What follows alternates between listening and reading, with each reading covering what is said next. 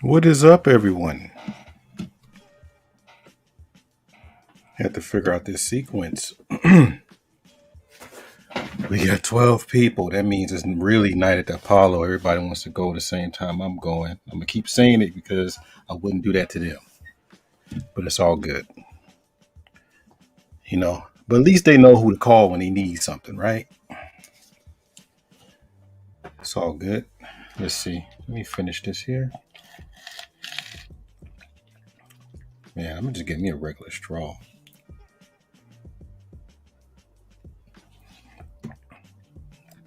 All right, so hit that like button, share, and subscribe. You know how we do it here. Man, I do not feel like going back. I'm getting really old, man. I'm getting worn out. And you might not see me as much because I have to start doing things that help pay the bills. And this stuff is time consuming and I don't have much to show for the time I'm putting in. Not to say I'm pocket watching everybody else, but man, I know one thing. A lot of stuff that y'all give a lot of money to, you can't play for your children.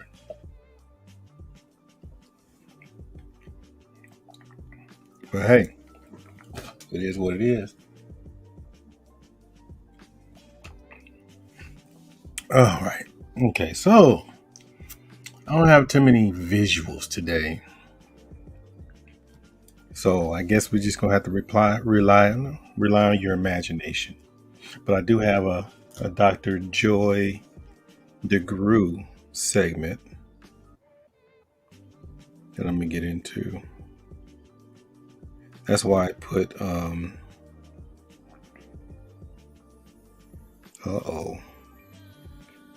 getting a letter from my principal. What the hell is it? It's something about students. Should I read this on the air? Let me see.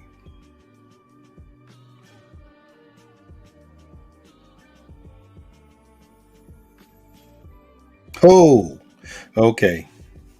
This is what they own. All right.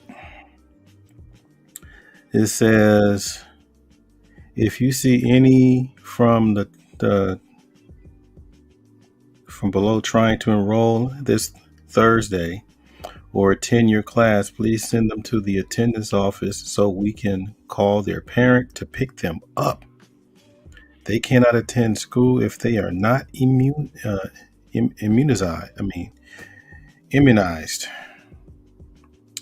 Don't worry about the. Oh, okay. Wow. How many of these? So they already got names of students that they're looking for. Any bad kids? Let me see. I don't recognize these names, but oh well. Yeah, if they're not immunized, I don't even say it that much. That's why I can't even say it well. Okay, and now a word from our sponsor. They ain't playing this year. They ain't playing. Anyhow, so hit that like button. Should I just tell y'all hit that like button? Isn't that kind of like? Isn't that Isn't that what do you call it? Insulting to your intelligence to hit that like button. Oh, all right. I didn't know to hit the like button. Well, maybe you're doing something you didn't remember, but this is a lot of things I refuse to do to insult your intelligence. Some things, and right. Just on a side note, I was looking at the movie Them, and I'm like, damn. I didn't realize because I'm late to not movie but series. And I heard like bits and pieces, but usually my son gets me interested in these things. And I was like, wait a minute, that was when Compton was white. Remember Compton, Easy E, all this stuff? But back then, like they were focusing on when these people were white. And I think the part that you guys, I sent emails, I didn't get no responses. Man, I'm just very special around here, huh? Anyhow, the episode, I think it's season 1, episode 5, like like maybe the first 20 minutes. Check that out. That, I think that was pretty much the story of the black homeowner in Compton. What they had to go, I mean, that was that whole redlining and all that. I think they try to put a spin on it, on how they treat women and all that. So the white women look like she was victimized, but she was part of the stuff too, though, right? She was part of the corruption. But yeah, I recommend you, because at first, I don't like all that, cutting, blood gushing, and I don't. That's not. I don't like those kind of horror films. It's like unnecessary. I'd rather have it where you pull out the holy water and the cross, and you open a book and start reading incantations and like, oh, I like those. I like those better. I'm not into all the cutting the neck off and for the head fall down. I made this little joke. I was like, dudes, or guys, could you imagine on a date at the movies with your girl?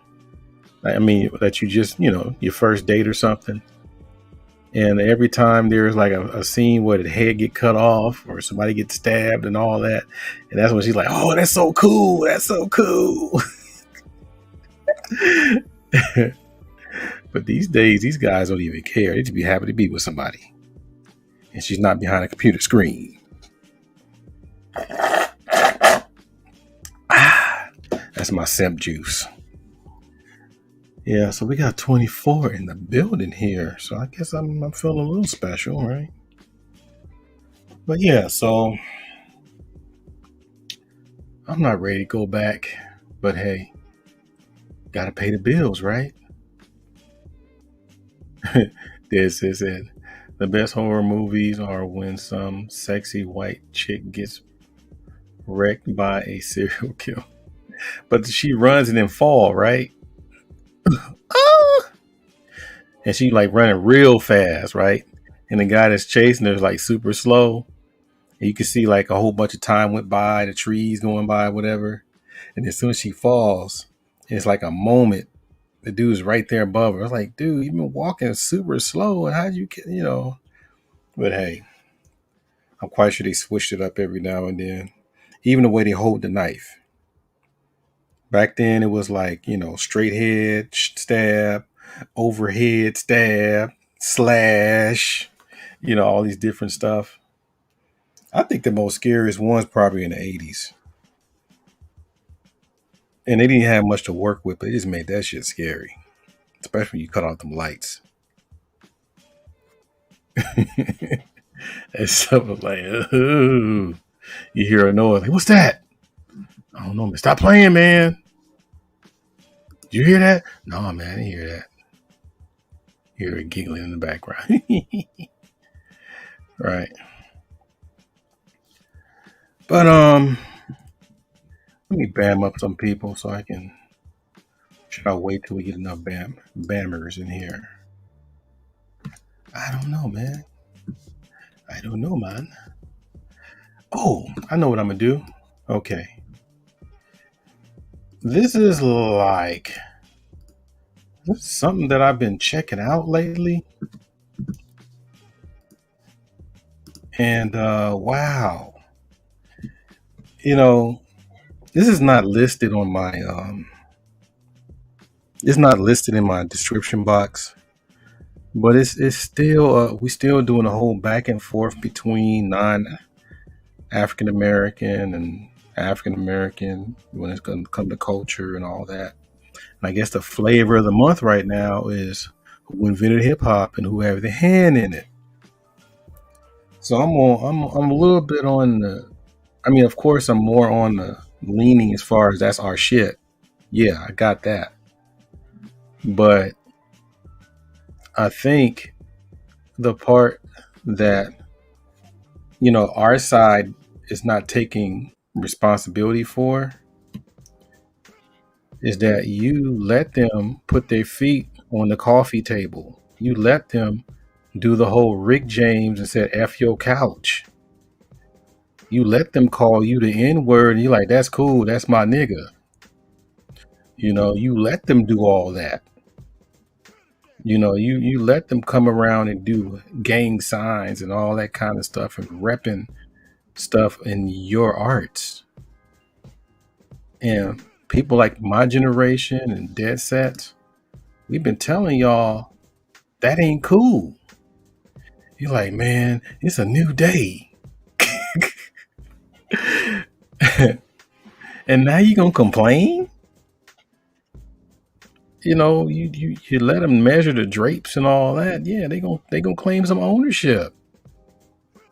That's coming from you not guarding your legacy. We've been, dude, the people that's out there in the chat, y'all heard us talk about this at nauseum. So you're gonna have to eat this one up. You're gonna have to eat this L. Right? Now on the other hand, you know, the ones that are speaking this way, as far as, well, we created this and we started this and this is Jamaican, this and blah blah blah. You didn't say that a long time ago. Why say it now? That's my thing. You didn't say it back in the 80s and the 90s. Why say it now?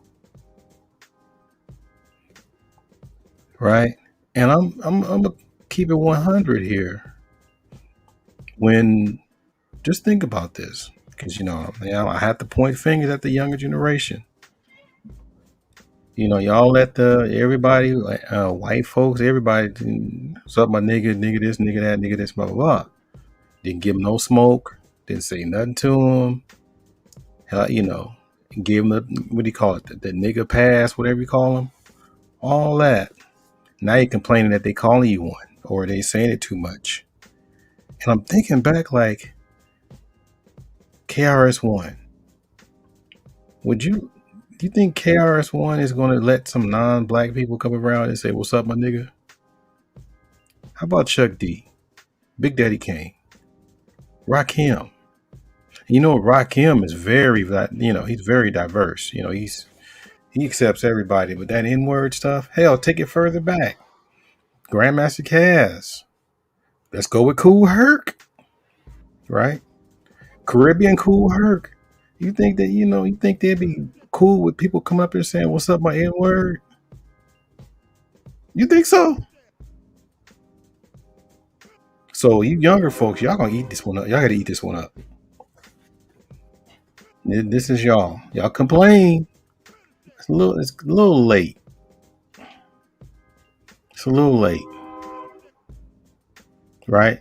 Because most of the time, your generation, we do a little criticism here and there, but for the most part, we back up and say, hey, that's y'all shit. Y'all can have that. Cool. All right. But I'm gonna say something, but that's y'all stuff. Right? So it didn't just get there. It's, 80s funk, 70s funk, 60s soul, 50s, 60s jazz. All that's been taken. And we just go like, hey, have at it, white man, or have at it, whoever else is not black. I don't care much about saving it or preserving it. So think about this. Mary Wells. You got Mary Wells. This dude never remember I'm doing live streams. Mary Wells. She said, for the most part, throughout her career, everywhere she went, she was very specific. She said Mexicans were the ones that kept her going. Mexicans supported her. Same thing with the group War. Mexicans supported them. Hell, most of your Motown, right? So, that being the case, I'm not saying just because you support people, then you have say-so over the arts. But you got to recognize that part too. Your low riders, your cholos, and all that kind of stuff. They love them some Motown. They love them some Brooke Benton. What else they're into? I'm not sure about Stax, the stuff from Stax Records. I mean, they love Otis Redding, right? Billy Stewart. They're heavy in Billy Stewart, right? They love the Shylights and the Delphonics. These are Mexicans because I'm out here on West Coast, right? Let's go with white folks in jazz.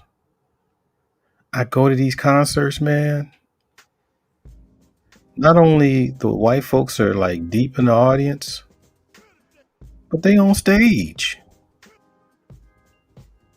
Some of them are the headliners. Well, not Dave Cos. Was it Brian Colbert? Dave Cos, Boney James. Sound good, right?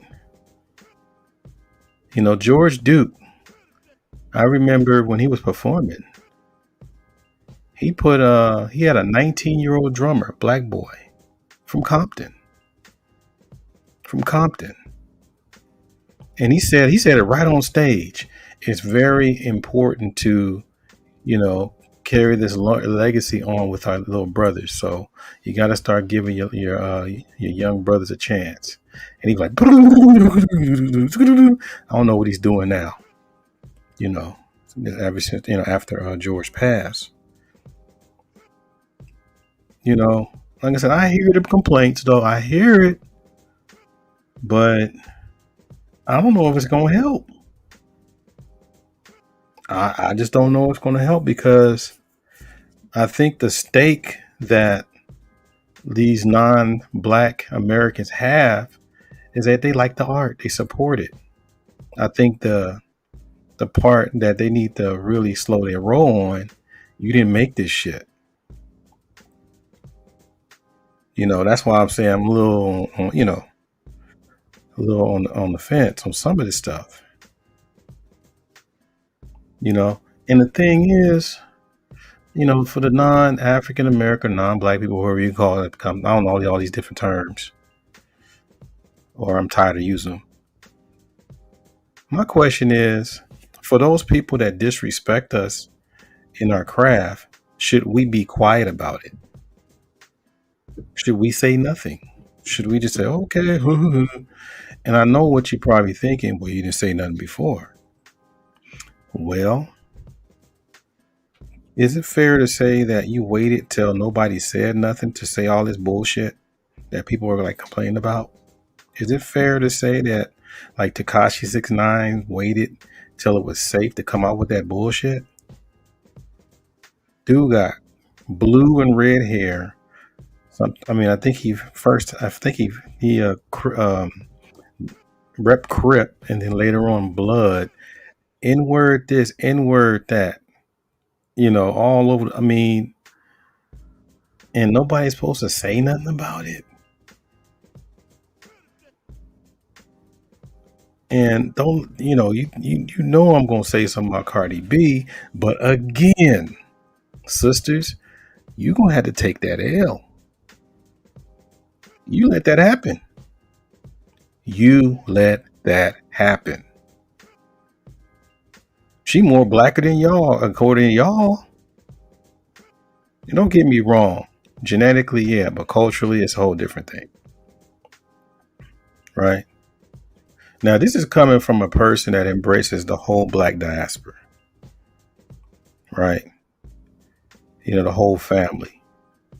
Because trust me, I'm not breaking my ties because somebody's butt hurt over some insults from someone else that had nothing to do with me. I'm still gonna go to my Mexican parties. I'm still gonna be hanging out with my Brazilian family, my Puerto Rican homies, my Cuban brethren, my Cuban uncle, and his family out there in St. Louis. I'm still going to enjoy myself with people from around the world. But you still going to have to call out some of the stuff that need to be called out.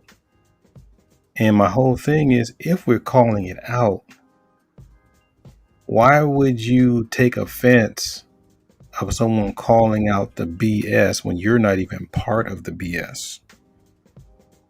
I never understood that from any non-white person, non-black person. I never understood this whole thing. We talk about race and all this kind of stuff. Actually, racist people. And then the white person that you would have thought that got nothing to do with that racist stuff or whatever is the main ones defending it. Like, wait a minute, I never saw you burn a cross. You were always a cool person, but all of a sudden it's like you telling me to take my words back when this stuff is in history books. But yeah, that's my take on it. Like I said, you young folks got to eat that L, man. Y'all let this happen,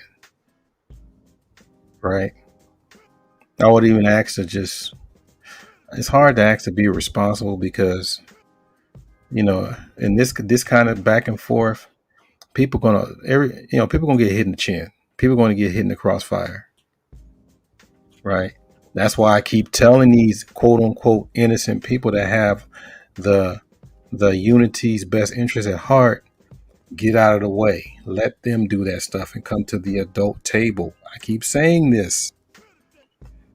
But no, I want to jump in and then you wind up looking back like, no, I didn't really mean that. And it's like, no, but you're on record saying A, B, and C.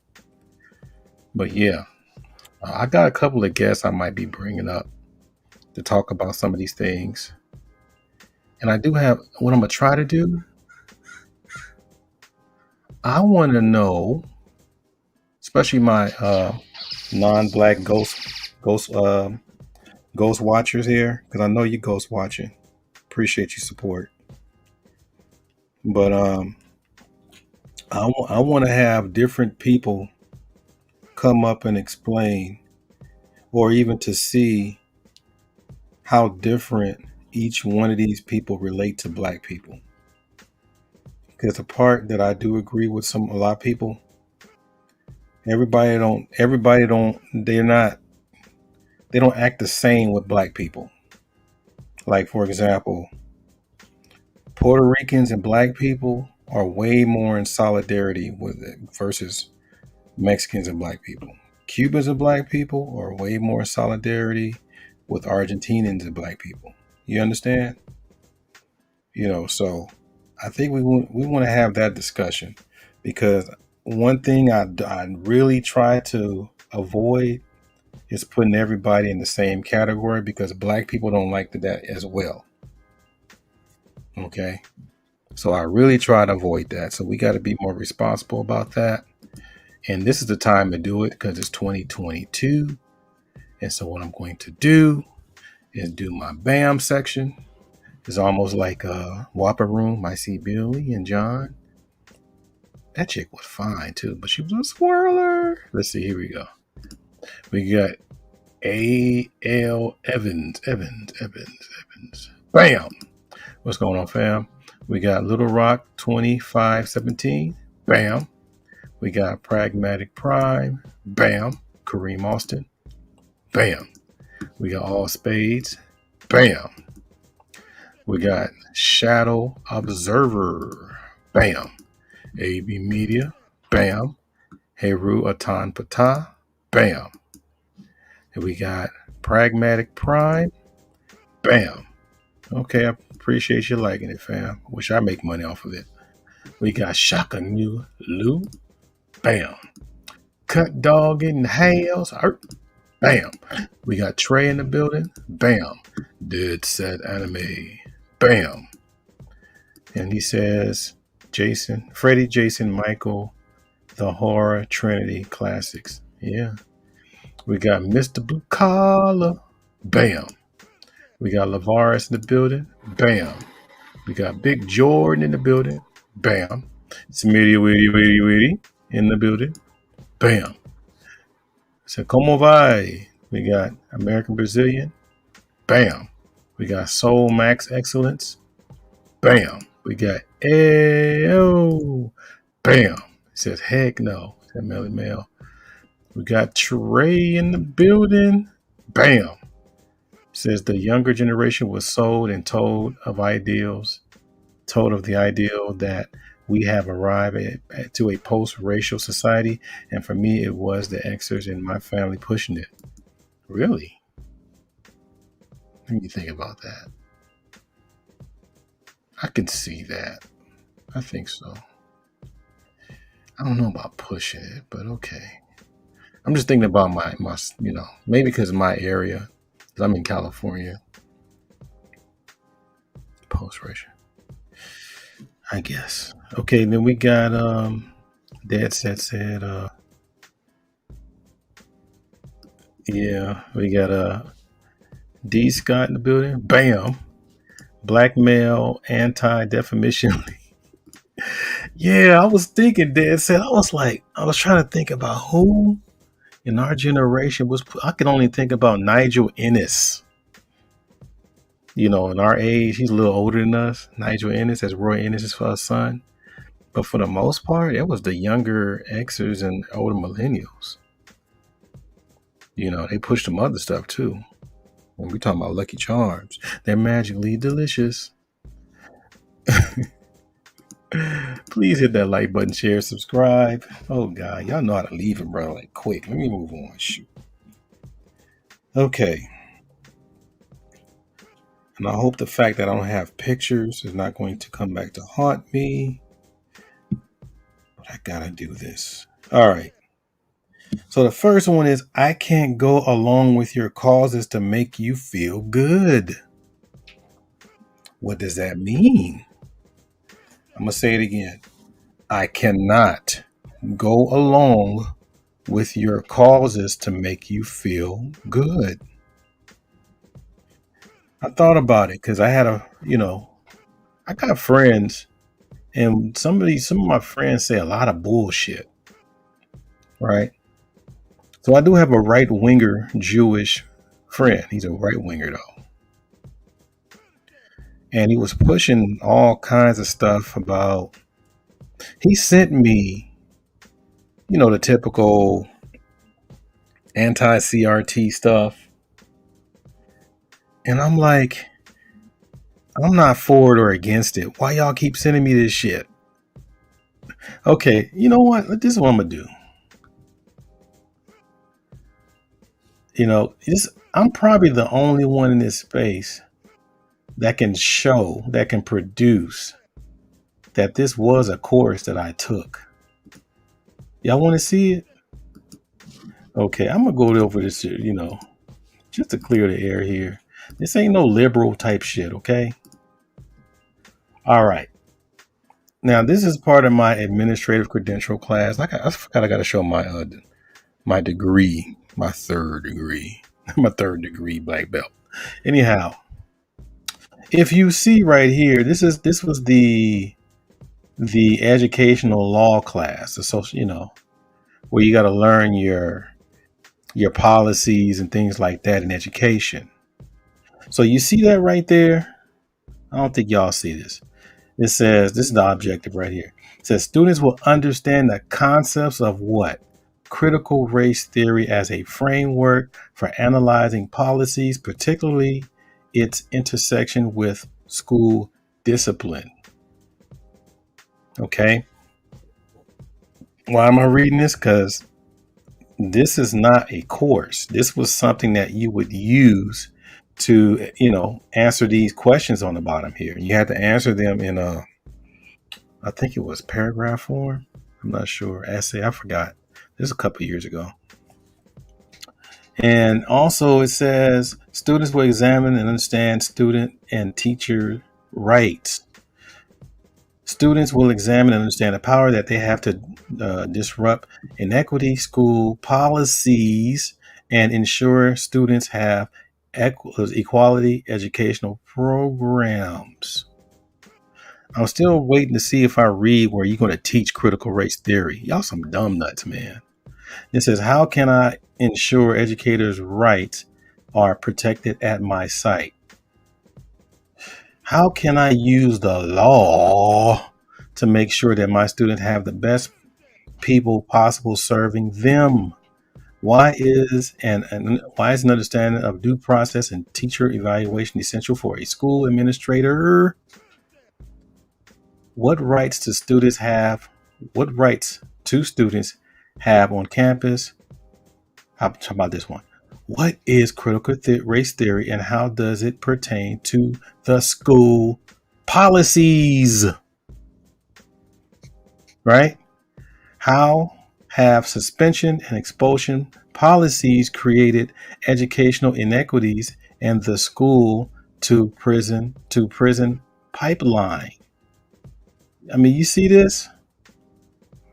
So let me know if you see some rainbows and liberal shit and people like hitting tambourines and saying peace and putting flowers all over the place. And this is something that you use as a tool for what? Policies. You see this right here? I took it. So I can produce my classes and the curriculum I took. I can even produce a syllabus, right? I can produce this, right? I got a B in this class, by the way. I don't know why. I got a B in this class, right? So I'm like, damn.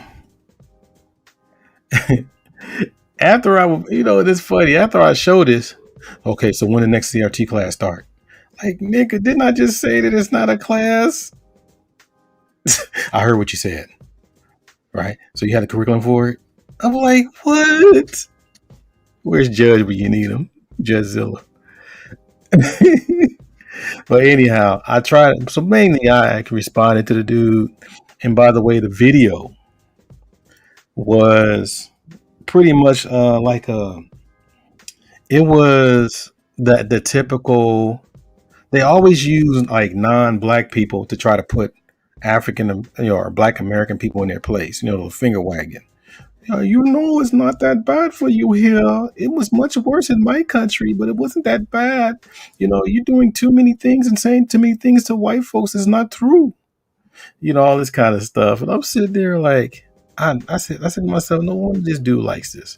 But the bottom line is, he's a right winger, and and I had to respond to him. Matter of fact, let me read what I respond in the book of bullshitums. And I seen this sister that she went off. It says, and this is what you got to see. I'm gonna teach you guys. You can't just be like, "Hey, you're wrong. You're white." You gotta know how to. You gotta learn how to speak, and how can I say? You gotta sound civilized. I'm just saying that. It says, "Sorry, friend. If the racial conversation is wrapped around politics and it has no merit in the system of justice, it's only designed for people to spin a narrative to rid themselves of guilt or to keep a narrative to stay a victim. I don't get involved with those kind of things. I only call things the way they are, accept people for who they are, and not get caught up in the emotional stuff.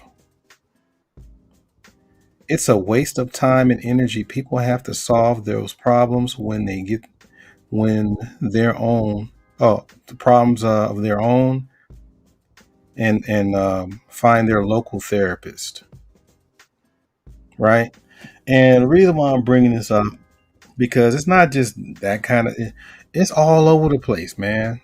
You got people that's probably on the left that's saying, man, isn't your fraternity brother Republican? Yeah, why you hanging around this dude?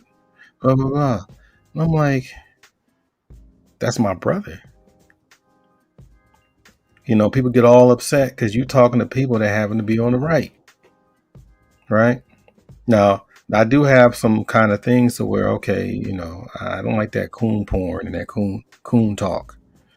I'm like, I say a little something, or I let them say it so much, and then later on, either I got to take a piss, or I got to answer this call or something, because it's like, this some bullshit, right? I could be hanging around, the homies, or the dudes from the street or whatever. I ain't gonna say I'm a street dude, but I got friends from the street, right? And so the fact that I got some friends that are elite and all that, man. So I mean, every time you're around them guys, man, you forgot about us. And they want me to say stuff bad about, it's like, I'm not gonna sit there and be a part of your anger against somebody else. You know what I mean? Like I ain't gonna be help feeding your anger to make you feel good, right? That can be around the elite people, right? And they see that I got some friends, from all different parts. It's like, dang man, you hanging around the janitor? I'm like, yeah. It,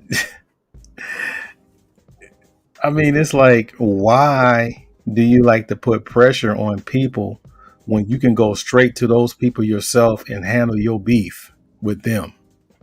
Why does someone has to be an empath on your behalf when you can leave them alone and go to the people that you have issues with? I never was a Hatfield and McCormick person. Like I said, I do have my limits to where if it sounds detrimental, if it sounds like there's something that could really happen, you know, I have to pick my time and say, okay, well, I'm done. See y'all later. But that title, again, let's see what I have here. I open my text. I got this so-called new phone that's kicking me in the ass already. Is I can't go along with your cause to make you feel good. I just can't. Right? Hell, you got some of the sisters, right? You got sisters that get all upset because you're around a few guys that you think that you don't feel favorable about, right? We have I probably have a group of sisters here and there that's on the other side that I talk to, whatever, but they feel a certain way because I'm not saying nothing bad about my brother. And I've noticed a lot of dudes say a lot of bad stuff. A lot of dudes say a lot of bad stuff about other black dudes around women for what? Right? To get certain kind of points. And then end it off, well, he's that way, but I'm not. That kind of BS. Right? That's what they're looking for. I don't do that. Got no time for it. I shouldn't have to step on a brother to make me look better. And sometimes, going back to my first friend I was talking about, I know he wants me to sound like Larry Elder and Candace Owens. I'm like, hell no, I'm not going to sit there and shit on my people to make you feel good. I'm not going to sit there and lie about racism to make you feel good. I'm not going to do it, but good luck with that. Right? But yeah, please hit that like button, share, and subscribe. Let's see here. I'm curious. Uh-oh.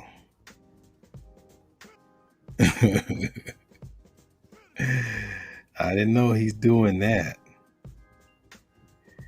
Wow. Okay. It's all good. Now the next one, I call this the White Racist Defense League.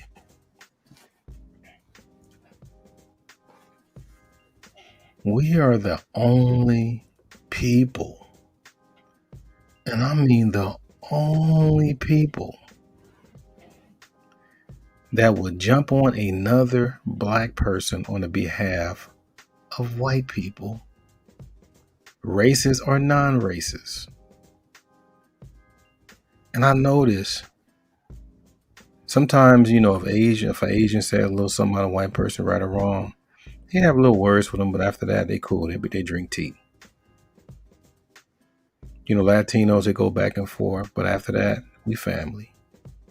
But Negroes, we would actually hate each other Just because I have a white wife or a friend or a husband or whatever y'all call them, and you hearing about like slavery, for example, we got issues. We got serious issues in 2022, and our numbers are going small, getting smaller and smaller and smaller. It's crazy. Yeah, I think the black mind needs an enema. But again, because I'm going to go into Dr. Joy Degruy, I think it's a sickness. I really think it's a sickness because I don't think white folks need protection. Do y'all? Maybe in a war or something if you're a cop but as far as in conversation with a group of black folks that love them, some white people and some white Jesus, white people don't need protection from us. I think more likely they need protection from each other because things are getting real out here. Right? I know I sound like, what about black on black crime? But, but yeah, I'm like, who appointed you the Johnny Cochran of white people? Why is everybody that you talk to is like Reginald Denny? That's crazy. I never understood that, y'all. I never understood that. And if I asked a question, I get trolling answers. That's why I don't entertain certain people anymore like I used to. I want like straight answers. And when I call things troll, doesn't mean that I want something that I want it like something that I want to agree with. I want something that makes sense so we can dialogue. Not all this, no, you're this, you're that, you're this, you're that. That's bullshit. Too old. I give people enough chances, but lately I'm like, no, I'm just getting, after a couple weeks ago, I'm just too old for it. Shout out to Danny Glover. Now, this is one, I don't know how big this is, but what I do notice, and this is coming from damn near everybody,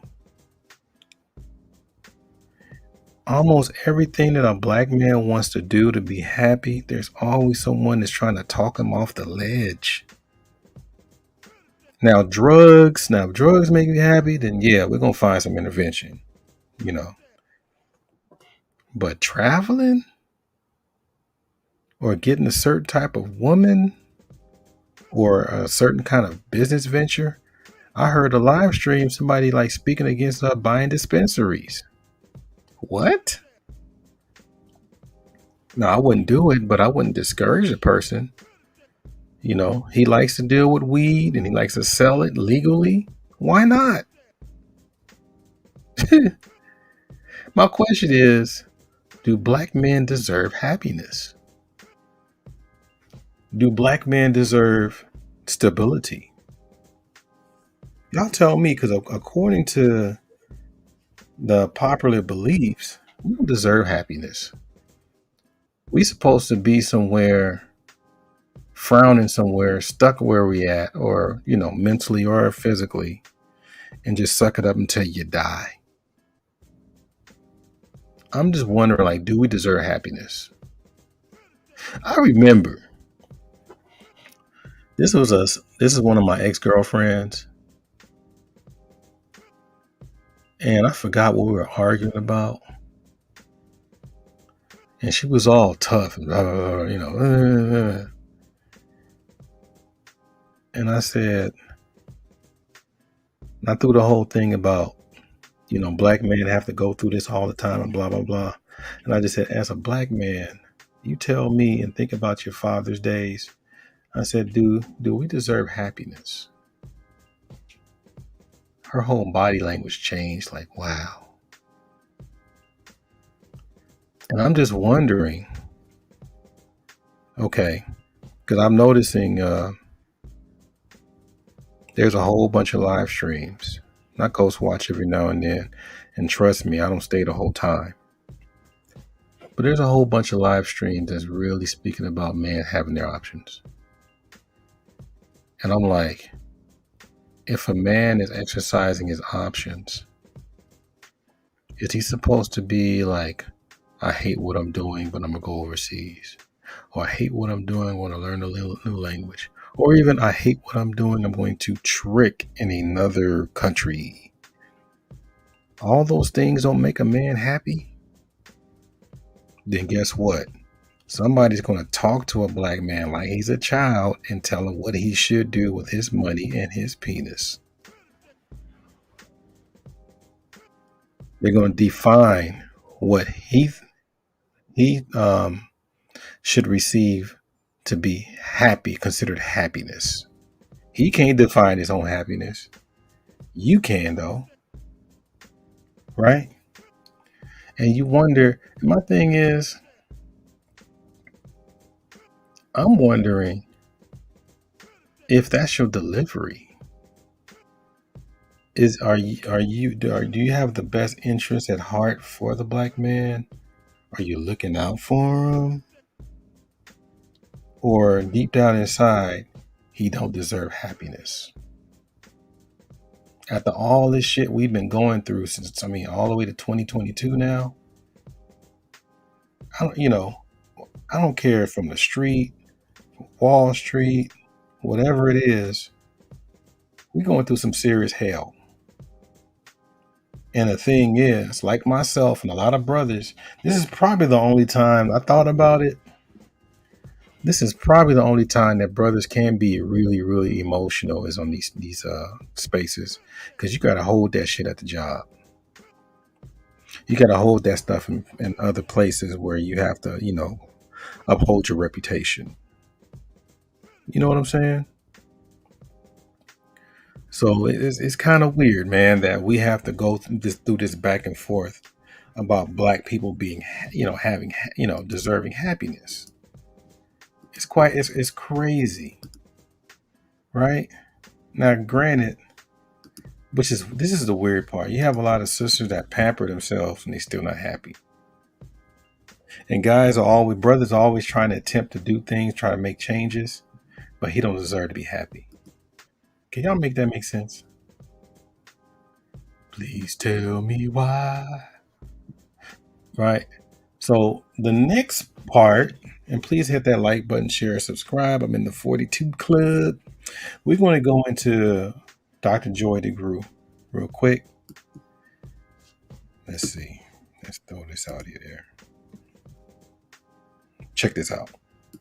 The fact that, especially in the urban communities, these are in a war zone. Just no different than coming back from Afghanistan or what have you. This is a daily assault. Let me explain this to be very clear. We don't have post-traumatic stress disorder. We have, some of us have post-traumatic stress disorder, but we certainly have the symptomology. Let me explain what I mean by that. Okay. A person actually ends up with that stress-related illness, which everyone in the country probably knows about because everybody got diagnosed after 9/11. But what post-traumatic stress disorder is a disorder that occurs as a result of a singular trauma that is experienced directly or indirectly. That is the clinical diagnosis, okay? And I want to be very clear about this because, again, post-traumatic slave syndrome is not post-traumatic stress disorder. Post-traumatic stress disorder is one treatable clinically. So do you see what I'm saying? So gotcha. That's not the box. I'm so glad you're making this distinction. This is excellent. Very important distinction. So post-traumatic stress disorder is a disorder occurs. I shoot you right now. This is a perfect example. If I shot you right now, everyone that saw me shoot you, even that's looking that they will see you, may be traumatized. You, of course, are traumatized if I shot you. The people watching this might be traumatized because they saw me shoot you. Right? Someone in your nearby, wherever you are, hears the shot, didn't see it. Find out later you were shot, they're traumatized. Your family in Chicago find out you've been shot, they're traumatized. But there are also a number of people that there may have been someone in the room with you. Could have seen it and are not traumatized because we're different in our exposure and our resilience, if you will, our ability to respond to traumatic situations. However, when we look at multi-generational trauma, post-traumatic slave syndrome, we're looking at generations of trauma. In other words, as an individual, you didn't just experience a single trauma, you experienced multiple traumas personally and indirectly. People you love, you saw traumatized. Are you following me? Absolutely. So if we go back, now let's go back, roll it back. If you've been traumatized and you didn't, again, let me explain the symptoms of people with post-PTSD. Exaggerated startle response, hypervigilance, outbursts of anger, difficulty falling or staying asleep, feelings of foreshortened future, right? These are some of, there's a whole long list, but that's just some of them. Sure. Okay, so now let's roll it back to those people who were enslaved, 12 years a slave. Anybody that saw that, you got to know that folks were traumatized. Okay, so now the question is, now they have literally post-traumatic, they have PTSD. Right. They've been beaten, raped, maimed, sold, tortured. Okay, so they're traumatized. Question, did they receive any assistance with that?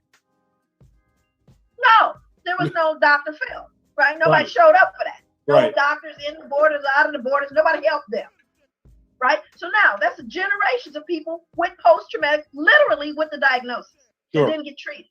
However, what they're exhibiting are the symptoms. Sure. Exaggerated hypervigilance, outbursts of anger, difficulty falling. This is a person, but they're raising children. Absolutely. Children don't know that mama, big mama, daddy are broken. Right. So they are modeling broken behavior, which now I model. Epigenetics, here we are.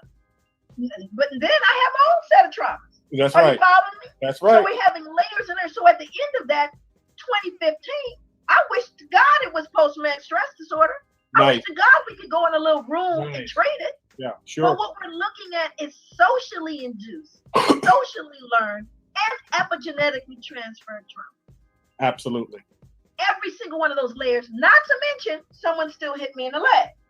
Right, because I'm still being re-injured. Still being re-injured. Every and now day. we're saying, why can't they, why, really? I mean, it is so and for the record, as you had mentioned with explaining post-traumatic stress disorder, for people listening and watching this, I'm being re-injured personally, but I could be watching my friend. I could be watching the news, and I see Mike Brown laying on the ground. My black brother or my black son, my kinfolk, laying out there dead. I'm traumatized. That bat is hitting me. I wake up in the morning and I hear that I turn on my Facebook and I see a video of a young black boy being beaten and drugged to a police van, and it looks like his neck is broke. And I turn on the news and they say, well, he's in the hospital and he's in a coma. And then days later, I hear, oh, he died from those injuries. That's the bat that is constantly hit. So it doesn't have to personally hit me. Right. So, you don't have to call me the N-word to my face. You don't have to come to my house and put up symbolisms or swastikas or KKK or burn a cross or something for me to be personally traumatized by this. This is why we're calling it, it's called post-traumatic slave syndrome. And it's the disorder part of it can come from just being in the environment. I can't turn on the news, look at a newspaper, go on social media without the constant assault of my people. I don't know that anyone has ever said it as well as you just did. Thank you. Thank you. I'm so grateful that you said it in the way in which you did. And what I want to add to this, if you so brilliantly, I feel like I could just go home.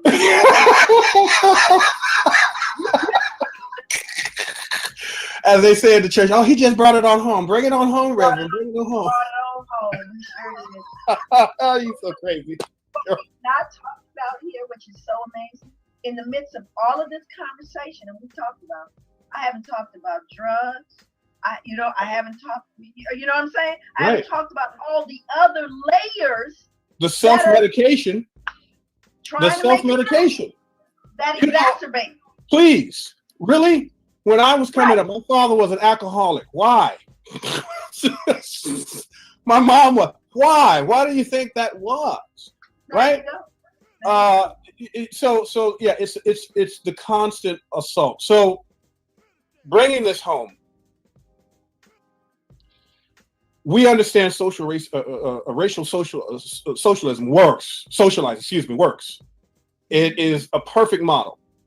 Now,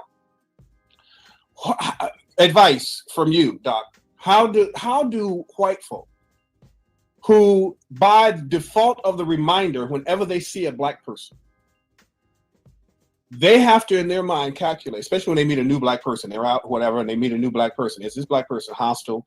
And this is a painful piece.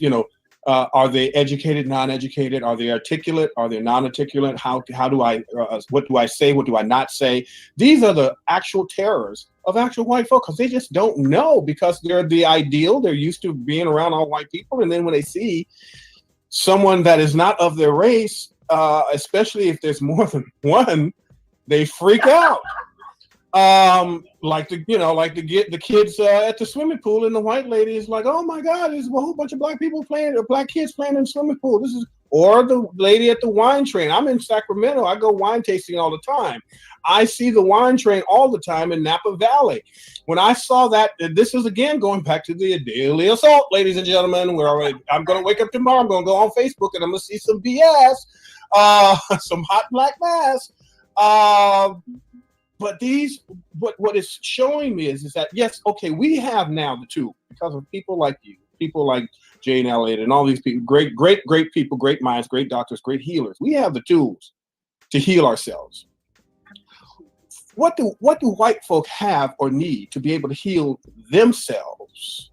And then how do we start connecting that dialogue together? Well, first of all, like I said, it comes back to telling the truth. White people need to own it, right? And they're very often What does that mean? I mean, I know, and I don't want to be cavalier and I don't want to be Pollyanna about it, Doc, but what does that mean to have to own it?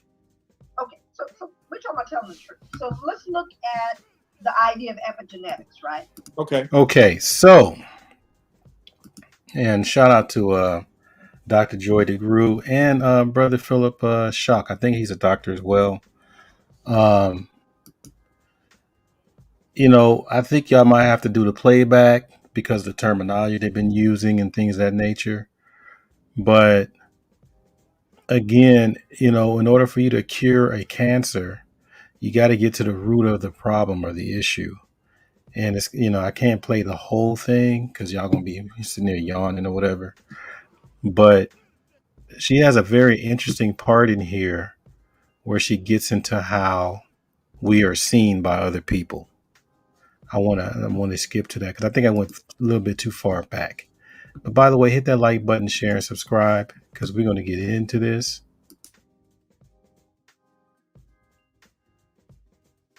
They need to understand that packed in their DNA is an inherent feeling of superiority. It's packed in there. You can watch it. You can see it show up for little 3-year-olds in preschool. Mm-hmm. Telling everybody what to do. Little white girl running around telling everybody what to do. I mean, you can see it. Okay. I'm just saying. It's packed in there. There is a preponderance of evidence. You need to educate yourself. What often happens is I know really great folks that are doing the work. They're not asking white. They ain't going trying to bleed all over black people because they don't feel guilty. Right.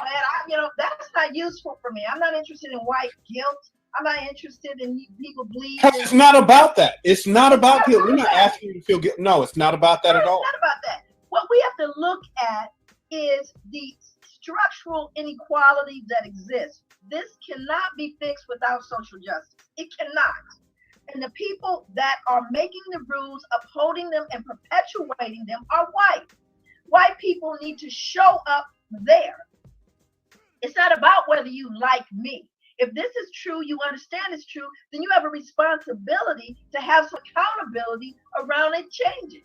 In order for it to change, we have to look at the systems, and the systems are manned by the very same people who are perpetuating. That's why the whole thing with the police, we try to get the police to punish themselves. They're not going to do that. You're going to the very system that's producing the inequities and expecting it to fix itself. Now I have to say something. I have to bring this out because that there will be people who will look at me and say, Philippe, you didn't ask her this question, didn't bring this out. So you know doggone well I'm gonna bust you upside your head, Philippe, for not talking about this because it's in our community and we have to talk about this. And we're in a political race right now for the White House and a leading surgeon in the world. But those are crutches. We don't need those. We need to get rid of that. I know, Doc, I know I'm going there and I know there's going to be some people cussing me out, but I had to bring this up. Talk to us about that part of us where we are discriminatory against ourselves and we're in positions of power. We're talking about educated Black folk, not uneducated, angry, highly educated, well-funded, multimillionaire. This goes into what I was talking about, where all these people that are presented to us as our leaders, we don't choose these people. And then I'm gonna play the part where she's getting into it, and then I'll go into the next topic. Black folk that appear safe to the to non-blacks. Speak to it. Okay. So there are three people. It all ties into what you were already saying. I just had to interject that. Go ahead. Again, going back to Carter G. Woodson, the miseducation of the Negro, right? It's the educated Negro compelled to live and move among his own people, whom he has been taught to despise. Because trust me, when he talks, there is an us and them, right? There truly is an us and them as it relates to how he perceives himself in the world. Sure.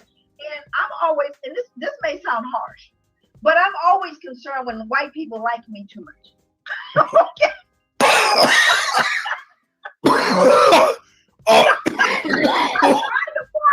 Oh God! Now that was so wrong of you. I had water in my mouth. I was trying to swallow. Lord Jesus, you're gonna kill me.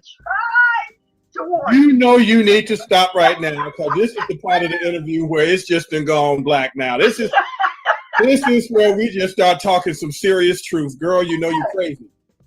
Oh my God, I didn't expect that. Next time, just give a brother a heads up. Okay, I tried like that. But you're so right. That's so funny, but you're so right. Go ahead. I didn't mean to interrupt you by choking, but go ahead. Part of what happens is, in my audiences, I often will ask, because these are white folks, and again, there are white folks who have moved along that truly are allies in this work. They truly are allies. There's some white folks that I would pick over Black people any day of the week. There's some white people I would pick over some Black people. I'm going to say that out loud. No question about it. I've had some of the worst experiences with look just like me. That's correct. Let's be clear about that. But let me explain what that's about. And so what happens, based on the research, and again, you can look at their number of books I can share with you, that white people, the bigger and the darker the white person, or the Black person, the greater white fear is. The bigger you are and the darker you are, the greater the white fear is. This is natural, just knee-jerk reaction. In addition to that, white people tend to look, they can't even tell you what color Black people are. We are all dark. We're dark. Because again, what comes in, I don't know if it's genetics, but they get this big blur, the big scary Black person. We all look alike, sure, absolutely. Right, of course. And then what white people also tend to do is they say, well, we're trying to be more inclusive. We want to be more representative, have more diversity, more staff. Because trust me, I do the work in this area. So they're like, we really do. We want to increase. We want to start hiring. More people of color. We want to be inclusive. Great. I said, so here's the problem. I don't think you should be the one doing the hiring. Because you're going to hire the Black person that is the least Black that you can imagine. Because you're going to naturally gravitate to someone who's less Black. Are you following me? So you're not going to even be conscious that you're doing that.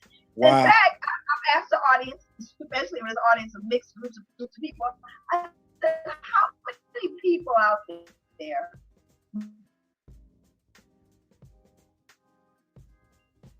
black person. There we go. Okay, you hit froze for a moment. Go ahead.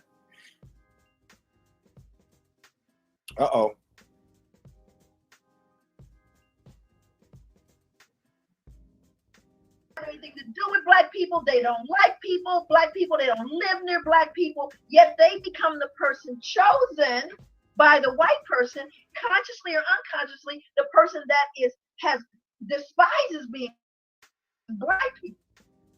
And so that is they get propped up, they get praised.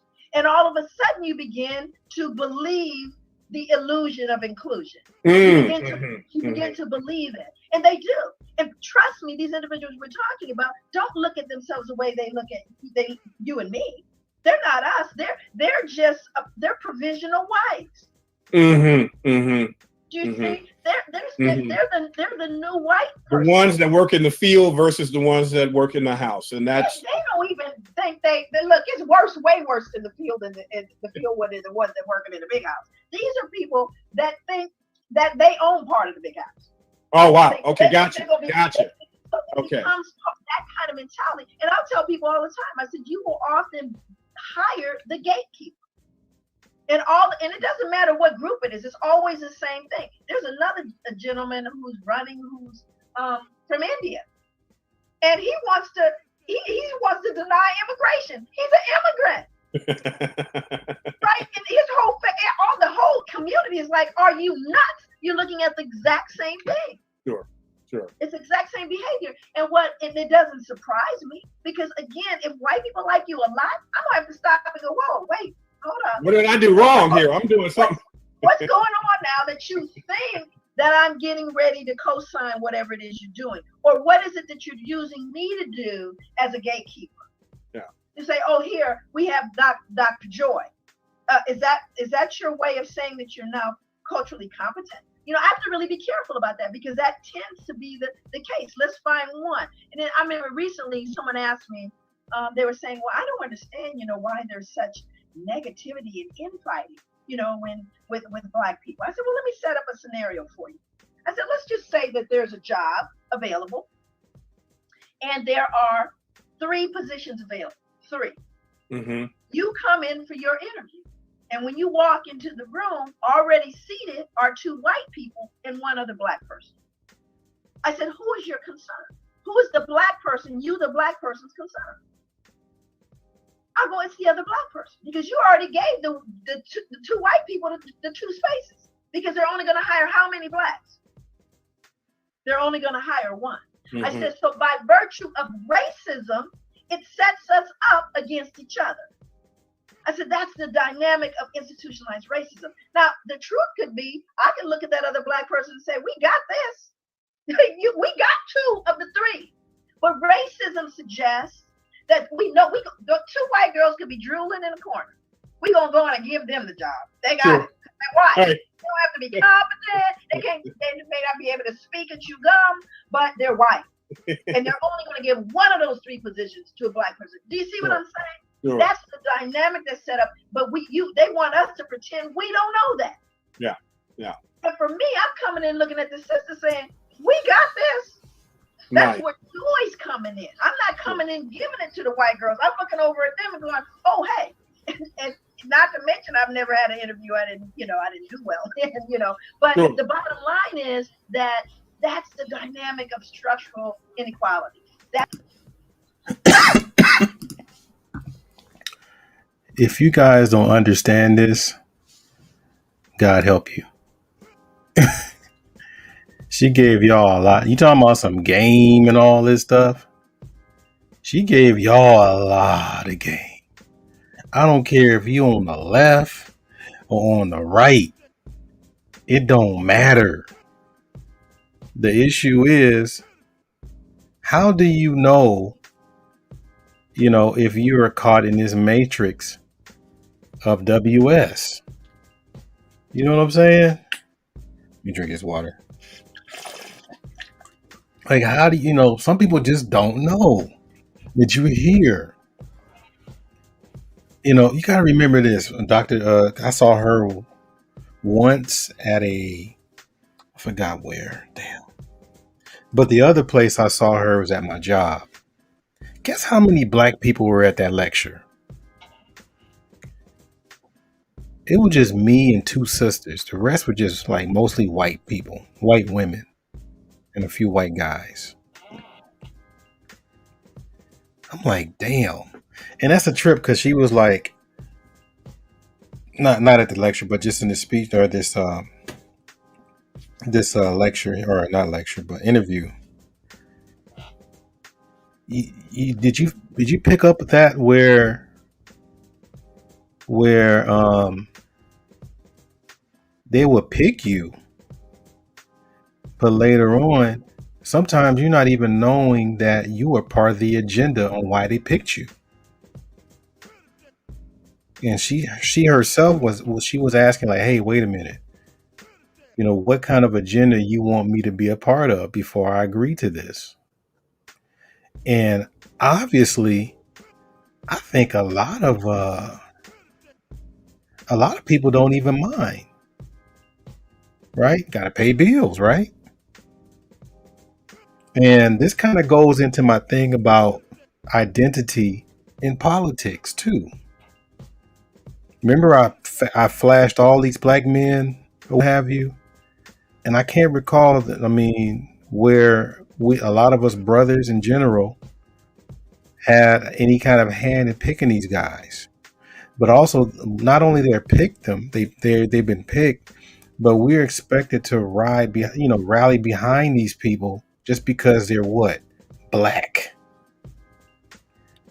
And the thing is, like she mentioned, I think she was talking about Bobby Jindal. I think that's what she was talking about. Maybe him or maybe Haley or Nikki Haley, maybe.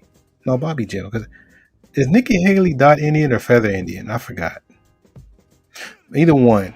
But they were speaking out against immigration when they are the immigrant. You know what I mean?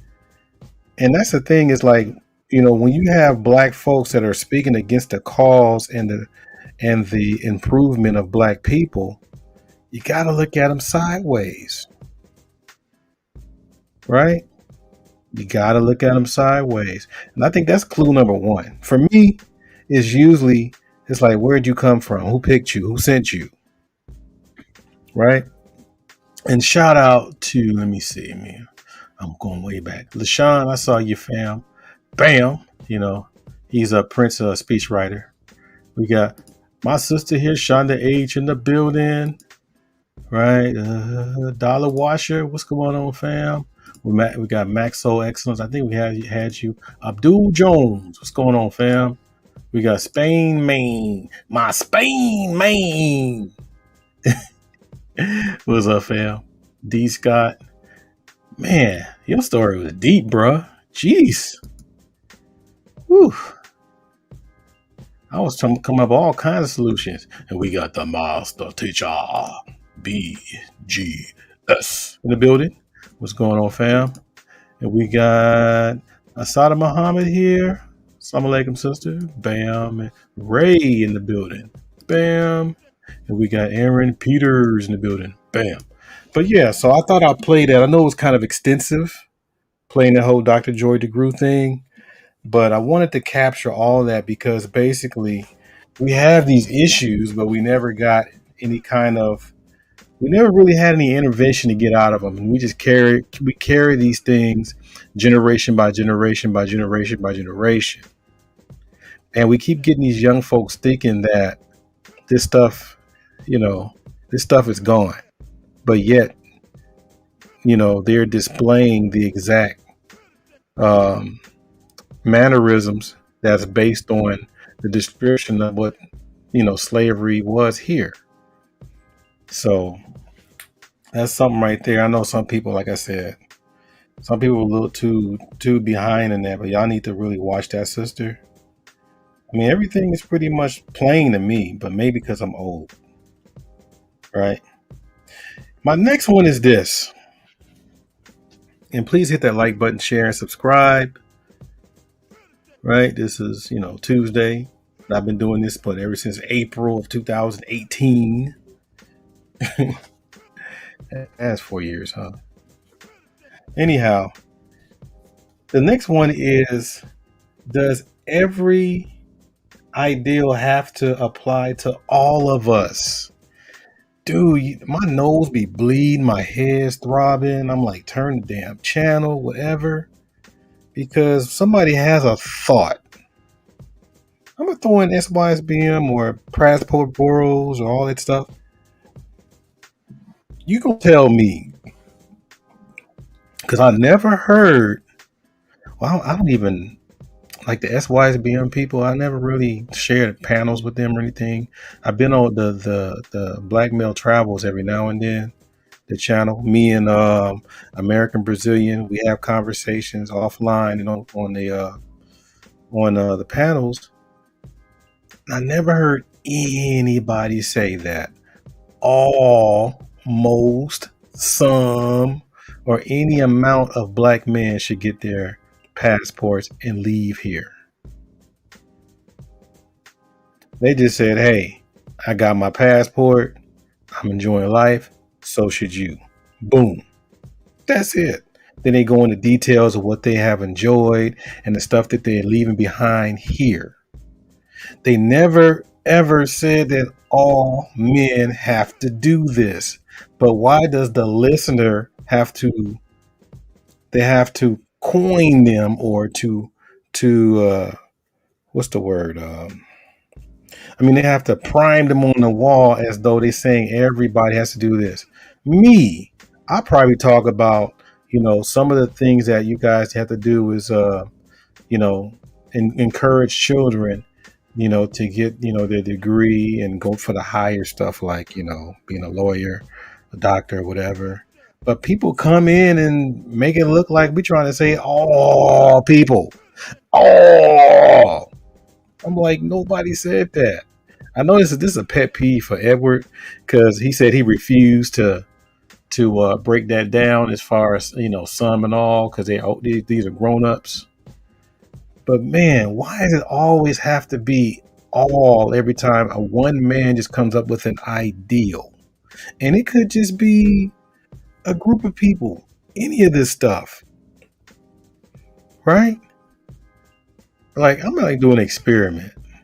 Because if I talk about degrees and somebody say, well, what you need to do is do a trade, I'm going to say, so you trying to tell me that all people need to do a trade? All people? All black men? Right? And the reason why I'm really going in there on this, because every time someone is just having an ideal that maybe they can massage and brothers can toss around with it and talk about possibilities, people come in to try to wipe it off the table, and I'm like, some of these ideals don't even need pushback. They don't need pushback. They need more clarity. Like, okay, well, if you think people should get in the trucking business, I'm not going to argue with you about all brothers need to be truckers. Just tell me what, how would this whole trucking thing benefit, people that are getting into it? It has nothing to do with all, or even disagreeing about the trucking business. There's so many different things to do with trucking. It's not just trucking, but you can own them. You can be a part of the manufacturer, right? There's so many things you can do in trucking. I mean, I get kind of tired of that whole thing about, okay, let me, if I say this about this, this area, whatever, then somebody gonna come in as though you talking about all people. And I'm like, we're old here, man. We're old. We're adults here. There's gotta come a time where you gotta grow up. I'm just gonna keep it real, man. Some of us have to really grow up and come to grips. And I would say this: if you have an issue about the whole all thing, what have you, why don't you get some clarity? How about that? Get some clarity. Hey, man, did you mean all people? Blah blah blah blah blah. That's my thing. I mean, I think that would help. You know what I mean? If you feel that way, because The reason why I'm saying it because we listen. A lot of us listen to you guys. I know. I mean, it might be like 3 of us in the chat, but we're listening. We want to hear what you're thinking. We want to hear your ideals. But at the same time, the person that's on the panel on this brigade, like whatever I'm thinking, I'm going to cancel out yours because it sounds like he's speaking all. It doesn't help. Trust me. All it does is make it worse. I promise you, it makes it worse. And we pretty much lost out on an opportunity. You know what I mean? We lost out. Dang, I was gonna show Ray stuff, but I'm not sure if that's copyrighted. God dang it. So the next one is this. Oh my God, we went past 8 o'clock. And please hit that like button, share, subscribe. I was having a conversation and with she's in her 60s, but she's a 92. She looks like she's about, I give her like 55 or so. She still looks young. She's the one that dated Corey Holcomb. And we were talking about the 50-50 thing. And it was amazing is because she said every time she hear that 50-50 conversation, she feels like throwing up. Because she says, how can a woman be a woman when it's 50-50? You know, how can a woman feel like a woman when it's 50-50? She said, I want to feel like a woman. She said, I like being a woman, blah, blah, blah, blah. And then we were talking about how the society has really socialized this whole phenomenon of women trying to take on males' roles, i.e. single. Then later on, once the single woman get back with a man, she's all used to being in the man's role, so the man can't even be in his space. And later on, it never works out for them. Next person. But the people still trying to force the issue. You got to remember, sometimes your roles are tied to your femininity or masculinity, right? How many men have anybody heard people say men have vagina envy? Well, brothers, I'll say brothers have vagina envy. No, brothers, I'm telling you, once you know that this is what you own and you have, responsibility over this, most brothers step up. I'm going to keep it 100. They step up. But for the most part, for some reason, if a brother is stepping up and taking care of his family and stuff like that, it just is boring to other people that are not black. They gotta throw wrenches in there. Or even people in, for either side. You got the dirty Mackin on his friend's side or family, and you got that Pam from Gina. It's something about that. I think Mr. Z was talking about that earlier. It's something about where the man he's not supposed to be the man if it's a black man because it makes me feel a certain way. So we have to literally exist in spite. I'm gonna say it again. We have to literally exist in spite of the way what people want us to be. And this is not a battle cry or nothing like that. I'm like, do the damn thing. And remember the whole options thing, what have you. If you need the options to get the job done, then get the options. I did it. I didn't do it like in spite to say, hey, what I got is better than you. No, I just said peace. But that's relationship wise, as far as relationships. But as far as people, I'm still going to be around my peoples. And please hit that like button, share, and subscribe. Thank you for keeping me in the 46 Club. And so here's a couple more. And I'll let the hounds in. Here, the next one is black people need to learn to separate that college from trade discussion. I was listening to Tariq Nasheed's. He has his, I think it's the Twitter Space thing or whatever, and he was talking about coming up with a FBA scholarship or what have you, which I'm not against, and how would it be? What would be the perimeters? And I said to myself, dude, all you got to do is look at the United Negro College Fund and just copy that. You don't have to get all that, but it's all good. But I guess he wanted to see if there's some kind of unique way. And man, I think maybe 5 or 6 people called in. Well, I don't know about the scholarship stuff. You need to really invest in trades. I'm like, why does every time you talk about college scholarships, you got to find a way to throw trades in there to throw shit off or try to throw it off? And I'm like, we got to learn to have a college and scholarship conversation and a trade conversation. Why does it have to be a this or that when it comes to college and trade? And maybe it's the YouTube spaces, but according to my students, it's not really that much of an issue. But it just seems like, again, there is this mechanism, especially in the quote unquote black community, where you have to dummy down or talk a man off the ledge when it comes to him making his way to becoming a powerful black man. I don't get it. I don't get it. I'm like, and it was only $5,000, man. Now trade's gonna be here, okay? But I think I'd rather have a trade. I think I'd rather have, programs to get people involved in being judges, doctors, and lawyers than trade. I'm just going to keep it 100% funky.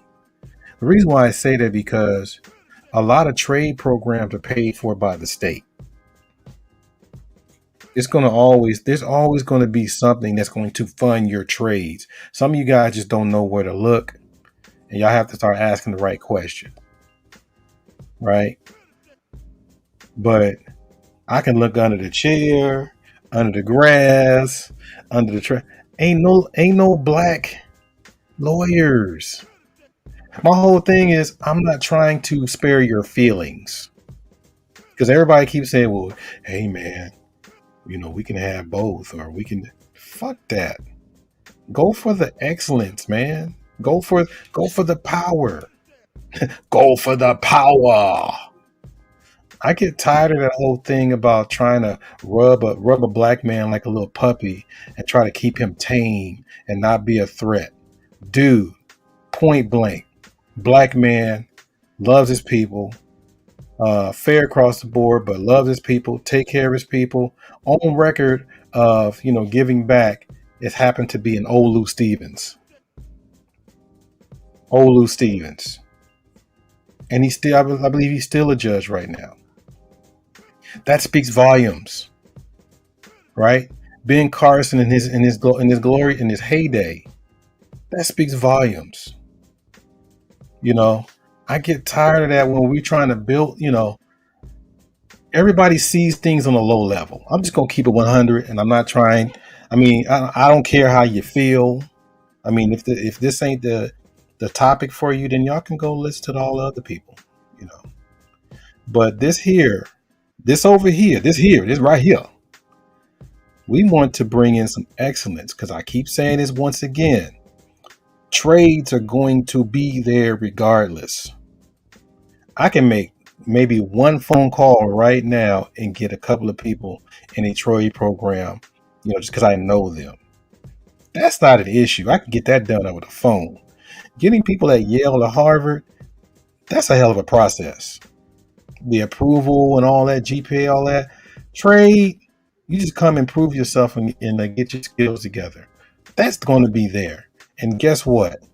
You're going to need Habib, Wong Fu or whoever that hire these people in these trades to hire you after they get through hiring their nephew, their son, or whoever else. So look at blackdemographics.com. 41%, might be more now, 41% unemployed.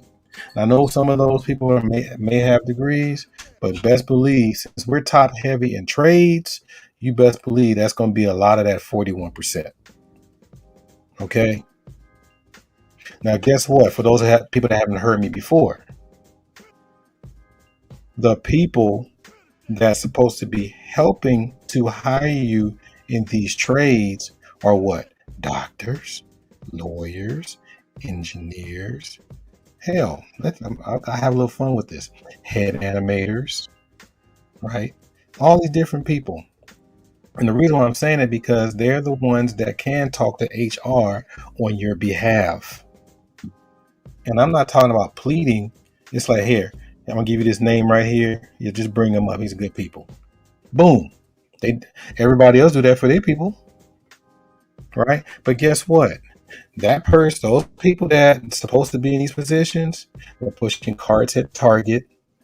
They're to chip off the old block, but they got like the high GPA. But you told them to hold your nuts and get on your purpose. I get tired of that because I'm going in 26 years. I've seen this quite a bit.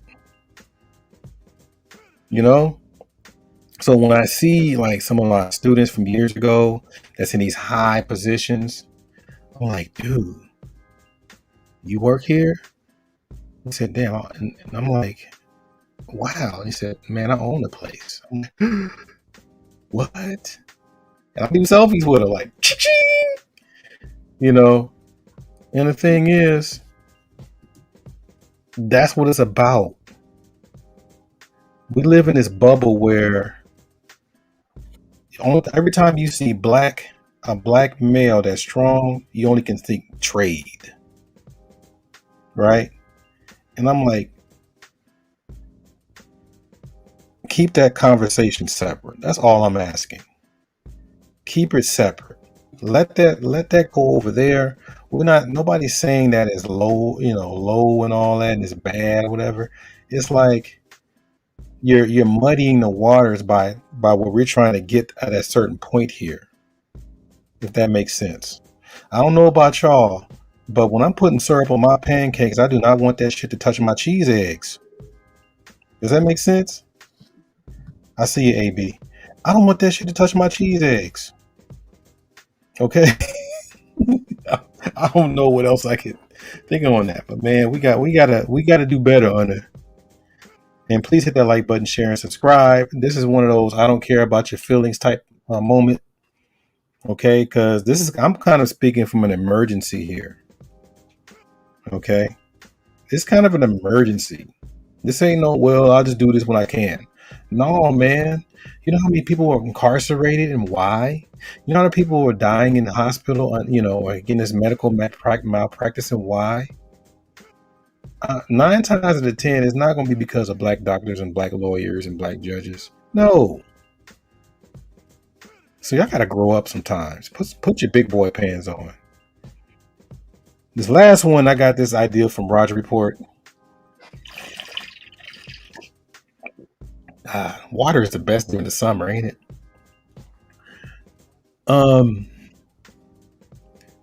They were talking about, people looking down or looking at people in the wrong way just because they want to judge.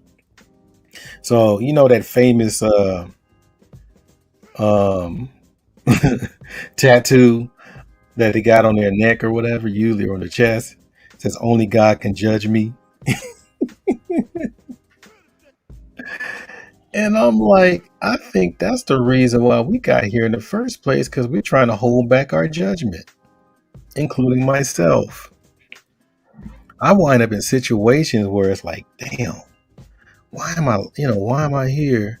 I try to look past certain things, but I pay for it. I perish for it. And I'm like, it got to come to a time to where you have to really protect yourself based on your judgment. Because most of the time, We try to look and even on these panels, I try to look past people's stuff, what have you, and I still get dinged still, right? But you have to really understand that judgment is key. You got to maintain that judgment. If you're not able to put that judgment in, then you just lose. And the problem is we don't have a parachute, or we don't have like a recovery plan, right? So I would say, keep the judgment, but just don't go overboard with it, right? Because that's the thing, people think that, oh, you looking down on people and blah, blah, blah. No, man. Judge is judgment, right? You make judgments on how fast you go on the freeway. I mean, you make judgments about who's going to be your friend and who's going to keep your distance from you. These are all judgment things. You understand?